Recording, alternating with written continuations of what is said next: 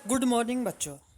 कल मैंने आपको economics as a positive and normative science पढ़ाया था। आज मैं नया टॉपिक आपके लिए स्टार्ट करने जा रहा हूँ, जिसका शीर्षक है central problem of an economy. अब central problem of an economy है क्या बच्चों? सेंट्रल का मतलब होता है कॉमन, या हर एक इंडिविजुअल की और हर एक देश की, हर एक समाज की और हर एक हर एक फैमिली की प्रॉब्लम को हम सेंट्रल प्रॉब्लम बोलते हैं। तो सेंट्रल प्रॉब्लम इसे क्यों कहा गया? क्या है central problem? Central problem central problem क्यों एराइज हुई, क्यों इसे सेंट्रल? अब आपके मन में ये जिज्ञासा होगा कि इसे सेंट्रल प्रॉब्लम की संज्ञा क्यों दी गई और इसको ये क्यों कहा गया। क्योंकि सेंट्रल प्रॉब्लम का मतलब होता है common problem faced by all, या सभी के द्वारा फेस्ड की गई प्रॉब्लम को हम कॉमन प्रॉब्लम या सेंट्रल प्रॉब्लम बोलते हैं। तो ये प्रॉब्लम है क्या? जैसे एग्जाम्पल के हिसाब से अगर हम समझे, मेरे पास अगर 10 रुपए का एक नोट है और मुझे 10 रुपए की पेन खरीदनी है और 10 रुपए का कुरकुरा खरीदना है, 10 रुपए की और कॉपी खरीदनी है, पेंसिल इरेजर खरीदना है और बहुत सारी चीज़ें खरीदनी होती है, लेकिन मैं खरीद पाऊँगा एक। मान लो कि मेरे पास ऐसी लिस्ट हजारों की है या 1000 चीज़ की लिस्ट है, लेकिन मेरे पास 10 ही रुपए हैं और हर एक चीज़ की वैल्यू 10 रुपए है। अब बच्चों, अब सभी चीज़ तो आ नहीं पाएंगी। 10 रुपये से एक चीज़ आएगा तो 999। अगर मेरे पास 1000 चीज़ों की लिस्ट है तो 999 चीज़ें मुझे सेक्रीफाइस करनी पड़ेगी, तो मैं एक ही चीज़ ही ले पाऊँगा। तो इसी को हम सेंट्रल प्रॉब्लम बोलते हैं। इसी का दूसरा नाम है इसी का दूसरा नाम है इकोनॉमिक प्रॉब्लम। इकोनॉमिक प्रॉब्लम भी बोला जाता है। बहुत सारे लोग इसको इकोनॉमिक डिसीजन मेकिंग भी बोलते हैं, क्योंकि हमने डिसाइड किया 1000 चीज़ में से एक चीज़ को, कौन सी चीज़ को खरीदना है और कौन सी बाकी 999 चीज़ों को हमने सेक्रीफाइस कर, इसीलिए इसको इकोनॉमिक डिसीजन मेकिंग बोला गया। और कुछ लोग इसे कॉमन प्रॉब्लम भी बोलते हैं। कॉमन प्रॉब्लम, अब मैं जैसे आपको शुरुआत में बता चुका हूँ, कॉमन सेंट्रल का मतलब ही कॉमन। कॉमन का मतलब हर एक इंडिविजुअल, हर एक फैमिली, हर एक सोसाइटी, हर एक देश इस प्रॉब्लम को फेस करता है, इसीलिए इसका नाम सेंट्रल प्रॉब्लम रखा गया। अब बच्चों, आपके मन में ये डाउट होगा कि ये आखिर क्यों पैदा होता है। इसके पीछे हमारे 4 रीजन, मैं आपको अब एक एक करके हर एक 4 रीजन को बताने की कोशिश करूँगा। नंबर पहला, अनलिमिटेड ह्यूमन नीड्स। आदमी की या ह्यूमन की नीड्स कभी सेटिस्फाई नहीं हो सकती। उनकी नीड्स अनलिमिटेड होती है। अनलिमिटेड होने के साथ साथ, अब अनलिमिटेड नीड्स का मतलब क्या है? एक नीड, हमने पेन खरीदा था, फिर हमें कॉपी की ज़रूरत पड़ी, फिर हमें खाना खाना है, फिर हमें पानी पीना है, फिर हमें कुछ और चीज़ चाहिए। आदमियों की आवश्यकताओं का कोई अंत नहीं है। ये आपका पहला रीज़न। फिर एक और चीज़ आपको और समझना होगा, कुछ ह्यूमन नीड्स ऐसी है जो बार बार रिपीट भी होती है। खाना खाया था फिर खाना है, पानी पिया था फिर पीना है। तो बहुत सारी चीज़ों का हम, बहुत सारी ह्यूमन नीड्स का हम रिपीटेशन भी करते हैं। अब क्वेश्चन ये अराइज होता है, हम कौन सी नीड को फर्स्ट प्रायोरिटी दें और कौन सी नीड को हम छोड़ दें। अब इतनी सारी नीड्स का फुलफिल करना, और ये सब नीड जब बार बार रिपीट हो रही होती हैं तो उनका हम निपटारा नहीं कर सकते। इसीलिए ये सेंट्रल प्रॉब्लम एराइज होती है। अब दूसरा इसका एक और कारण भी है, जिसका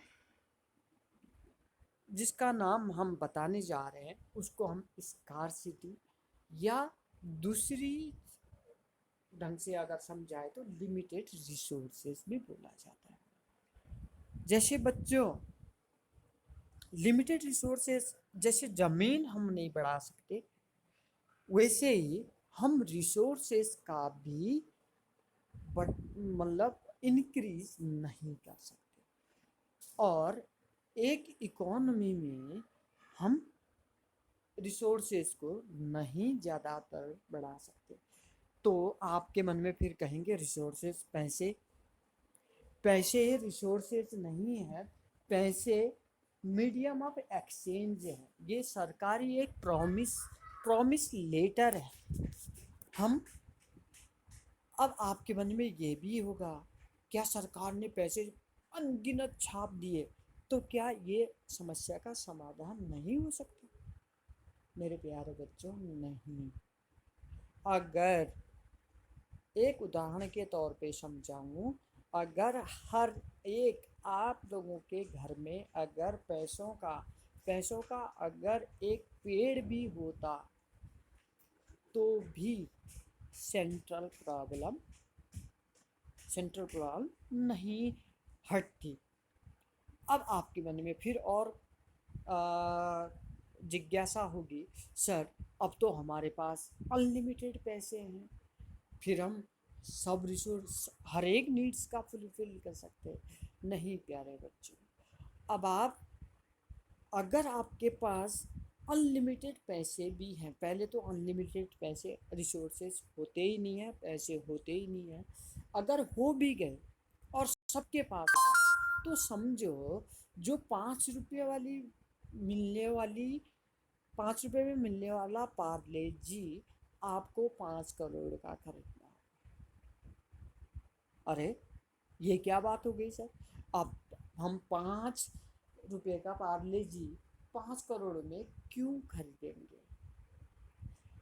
बच्चों, ऐसा है, आपके पास तो पैसे हैं, सबके पास पैसे हैं क्योंकि हर एक के घर में पेड़ लगा है, लेकिन पार्ले जी तो उतने ही बिस्किट बना सकती है, सप्लाई तो लिमिटेड है। जैसे आपकी डिमांड ज़्यादा हो जाएगी और सप्लाई तो लिमिटेड ही होती है, तो उसका रेट बढ़ना तय हो जाएगा।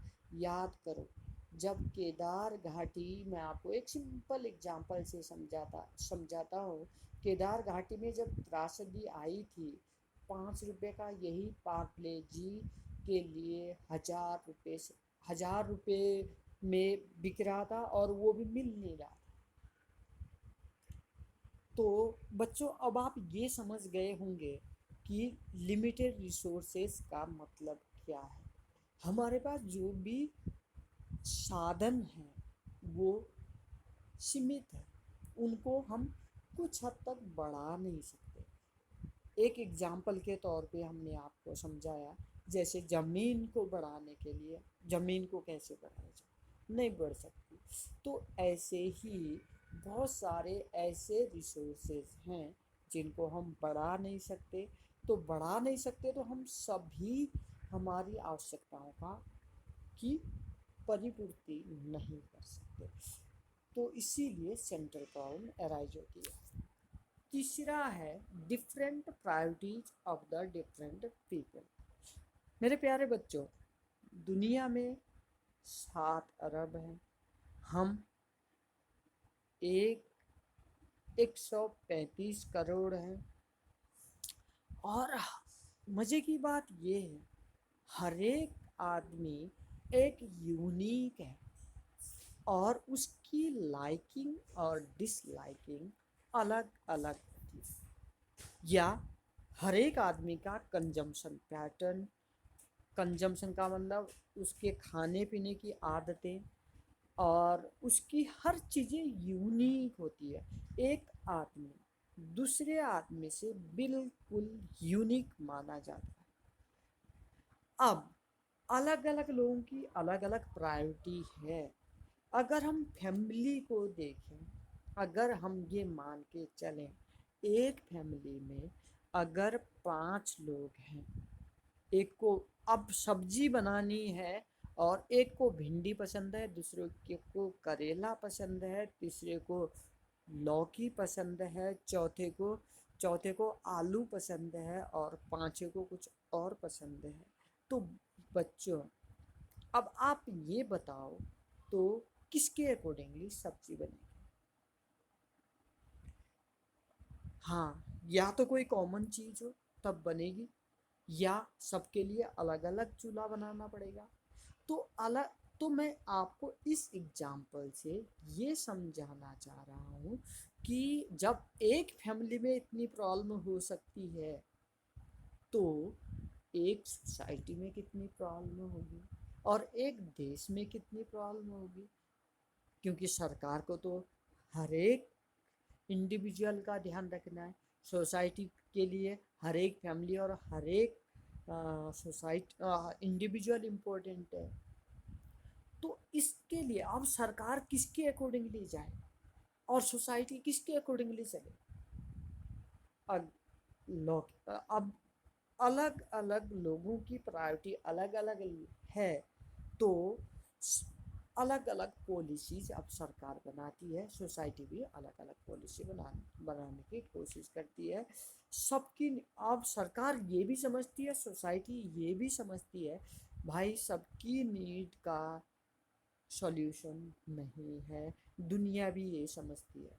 अब चौथा है multiple use of the resources. अब मेरे प्यारे बच्चों, चौथा सेंट्रल प्रॉब्लम का मेन जनक जिसके द्वारा ये पैदा होता है, वो है एक साधन बहुत चीज़ों के लिए यूज किया जाता है। आप सबसे पहले एक एग्जांपल से समझो। बच्चों, आप ज़मीन में क्या क्या कर सकते हो? जी हाँ, आप खेती कर सकते हो, स्कूल बना सकते हो, हॉस्पिटल बना सकते हो, और उसी में नहर भी निकाली जा सकती है, रेलवे प्लेटफॉर्म हो सकता है, एयरपोर्ट हो सकता है। ऐसे मैं आपको हजारों उदाहरण दे सकती हूँ। दूसरा, पानी, वाटर, हम इसको किस पर्पज़ के लिए यूज़ कर सकते हैं? मल्टीपल। ऐसे ही तो बहुत सारे हमारे जो रिसोर्सेस होते हैं या साधन होते हैं, वो मल्टीपल यूज़ के लिए यूज होते हैं, इसलिए इनको कहा गया मल्टीपल यूज। अब भाई चलो ज़मीन का एग्जाम्पल लें, अगर मैंने खेती कर ली ज़मीन में, तो अब स्कूल तो नहीं बन सकता, बाकी सब चीज़ें भूल जाओ। सिमिलरली अगर मैंने स्कूल बना दिया, बाकी सब चीज़ें भूल जाओ। तो इसीलिए ये 4 जनक आपको कहा गया सेंट्रल प्रॉब्लम। अब आपको समझ आ गया होगा सेंट्रल प्रॉब्लम को कॉमन प्रॉब्लम क्यों कहा गया, और कॉमन प्रॉब्लम एराइज होने के पीछे कौन कौन से 4 रीजन हैं। पहला रीजन पहला पहला रीजन है अनलिमिटेड ह्यूमन नीड्स, दूसरा है लिमिटेड रिसोर्सेज, तीसरा है different priorities of the different people, और चौथा है multiple use of the resources. बच्चों, क्या अब कल हम आपको अगले लेसन में ये समझाने की कोशिश करेंगे कि सेंट्रल प्रॉब्लम के कुछ टाइप भी होते हैं क्या। हाँ बच्चों, सेंट्रल प्रॉब्लम के टाइप्स हैं, बहुत सारे टाइप्स को मैं कल समझाने की कोशिश करूँगा। Thank you and have a